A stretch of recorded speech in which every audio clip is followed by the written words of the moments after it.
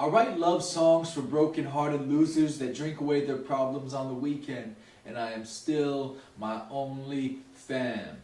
I'm searching for a voice or a style, and sometimes I want to tell you I call a vagina a knockbox, and maybe I'll rhyme that with men's genitalia renamed as crotch rocks, because when someone says, "Where's your stones?" they're talking about your balls, as in guts, and knockbox is just a name for where I dump my grinds after I pull a shot. Sounds like the end of a sexy night at a dirty bar, but really it's just coffee talk. See, I like my deep tissue massages from small Asian ladies and my happy endings from big Russian women, so maybe I'll find myself a Mongol on a dating app like Eurasian Mingle. Her eyes could be the most fabulous jewels to have ever been made. Handcrafted diamonds has men dying to find the treasure inside her eyes like blood diamonds of Sierra Leone. I bought her a ring at Tiffany so she could see the reflection of a mind that shone bright in those precious stones. Stoned eyes, like a burning bush, not a fire crotch, but I still want to date a redhead. We see reflections of ourselves and images of others like Polaroid pictures, and we all go through the same shit on a different day. I just say same chicken, different egg. I often walk around the town and place pennies on the ground heads up to make my own luck because the wishing well ran dry. And I hear that the liquor hits you quick like a belly full of butterflies. Maybe that's why we get drunk to feel some type of love, especially when we fuck, because we both got someone else on our minds. And if comparison is the thief of joy, then I have spent a lifetime with crooks. Now I am more or less coping with existence. Because I had a brief interaction with God in a church, felt awkward and walked away. I told my mother I loved her and she laughed. I guess that's how it goes in my family. I wonder if others are the same. And do you ever get that feeling that you're not missing out on anything? Me neither.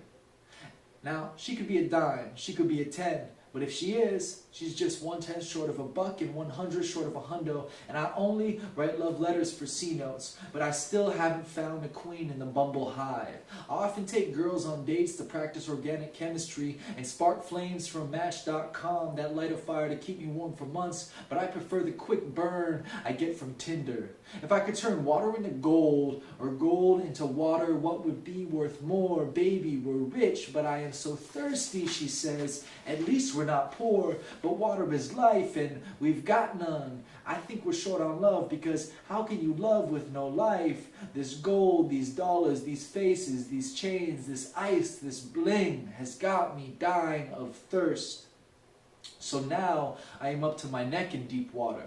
But at least we're clean. And even if money's tight, love is never short. And she tells me, but love don't pay the rent. And Tina Turner said, what's love got to do with it?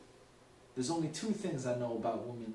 They change everything and they know everything. And I've been chasing all this pussy with my dog dick brain. Us men being dogs, we only got two things on our mind.